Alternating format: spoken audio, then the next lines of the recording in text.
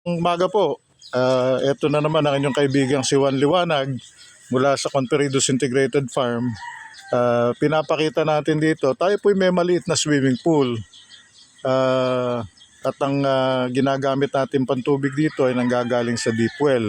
Kaya organic din ito. Ayaw nating gumamit ng chemical cleaner o kagaya ng chlorine. Gusto natin presko yung tubig. Kahit na mainom ay hindi problema. Pero yung pong pagkakadesenyo ng swimming pool, pagka po kailangan mag-dispose kami ng tubig, kailangan pa naming pa-suction gamit yung tinatawag nilang robin. At gumagastos tayo ng gasolina at diesel para dito. Ngayon po, naglagay kami ng kuryente para mas madaling tanggalan ng tubig. Pero nagpapahukay kami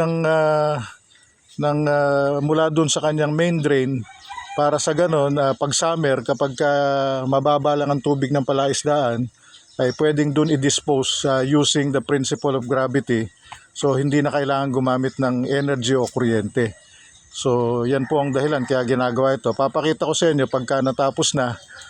Pero kung mataas naman ang tubig sa palaisdaan, may option kami na gumamit ng elektrisidad para tanggalan ng tubig pagkatapos na gamitin yung swimming pool at lumangoy at masiyahan yung ating mga guest. So yan po ang ginagawa natin dito. Lahat yung ginagawa natin hanggat maaari ay organic at very friendly to the environment.